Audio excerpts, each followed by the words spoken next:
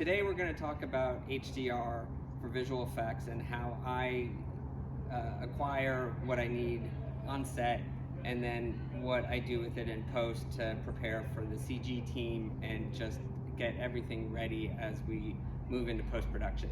This is the most obvious example and probably the oldest and most basic in terms of capturing HDR. The beauty of it is that when it's on set, everybody recognizes that it's a thing and to be somewhat mindful of it. So when you have people walking around, once this is in place, they kind of do a little bit of a freeze and be like, oh, can I walk by? So it's a really obvious choice if you're just trying to be super conscientious of what's going on and you don't want people to kind of invade your set. Sometimes I bring this even when I'm not using it, just because it does kind of attract attention and allows me to kind of get everyone off the set when I need to. So when you have one of these gazing balls, it's placed where the CG elements or the visual effects are going to go. You come back from two different angles as far back as you can. I have a 300mm lens that lets me get back pretty far, and I'll show examples. But we get in tight on it. I do it from two different angles, and I run my HDR with my camera, and then I'm able to get the set that I need. The problem with this is that while it does give you a good lighting reference and does give you the exposures, it's not very good in terms of its quality. So if you're really trying to use an HDR to do more than just kind of give you some lighting, it's not going to hold up in reflections in some other areas because there's just too many imperfections with this technology. Which brings me to the most probably professional way that we can capture HDRs, which is using a Pano Head.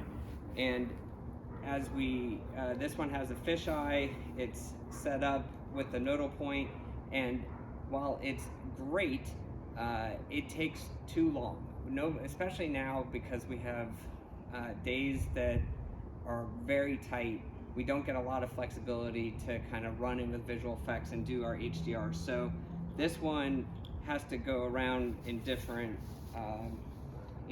revolutions to make up the set, and then I have to stitch it together. I also have to get the sky, and I have to get the bottom. So it's just a very laborious task, and it takes too long. But if the set requires that we need the utmost quality, then this is something that I will still bring when that's required. Doesn't come up too often though, because we now have the RICO Theta, and this is the Z model, which is probably the best one out of the bunch. What's so nice about it is the footprint is small.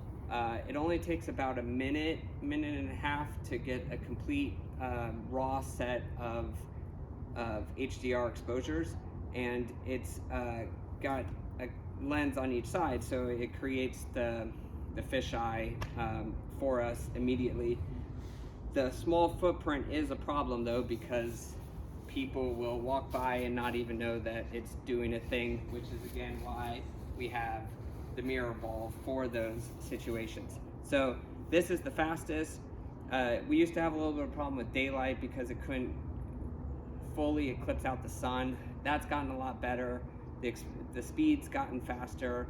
The plugin works really well. I will set up instructions for all of that so that you can mimic what I do if you'd like. Which brings me to probably the most important thing about this. However you capture this HDR, that's up to you. None of that really matters except for these little things right here. So what I've noticed is that this is not getting used enough. This is our color checker. This one's probably too big. I like the pocket ones a little bit better. This one, as big as my hand, is probably too big. But what you want to do with your HDR, follow me, is that we're going to capture this. You want this to be in the scene. So the theta is where your CG effect is. So this is the CG robot or whatever's going on. You want this to be in the scene. and captured on one of the HDRs. You might do another set where you take it out so you don't necessarily have to paint it out, and that way you can remove it. But this plays a huge role in the post-production process that I think is getting underused, and that's what some of the focus is for all of this that I want to do. So we have this card. We also have, you know, our gray diffuse ball, which is just showing the lighting. This is a 18% or 50% gray. And then we also have another one of these gazing balls.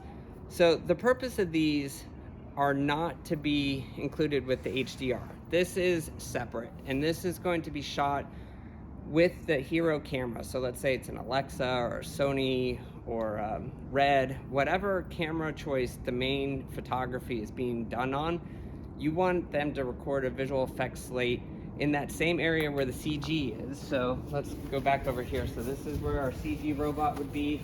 We've done the HDR already. So on the Hero camera,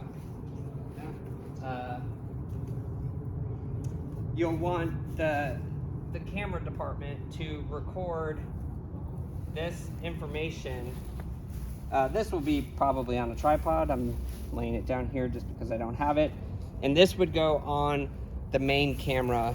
And what we're getting from this is that this color chart, while recorded in a different color space than our HDR, will eventually be merged together so that we can match the HDR and its lighting exactly to what the color chart is showing on the Hero camera that was shot most likely in a different color space. So once we have this information, we're able to match the two, and then I can push that HDRI off to the CG department, and they're gonna be able to match to the Hero camera without much effort at all. Now these come into play because once they're set up in the scene, on that slate, I can put in my own sphere ball and my own diffuse ball to kind of mimic the scene exactly. So this will give me not an HDR obviously, but it does show me where all the light is and the sun is, and so that way I can map my HDR to this sphere very precisely, very quickly, and that's all because this is captured on a slate with the Hero camera. So this is what we're gonna do. Stay with me as we start walking through the steps. Thank you.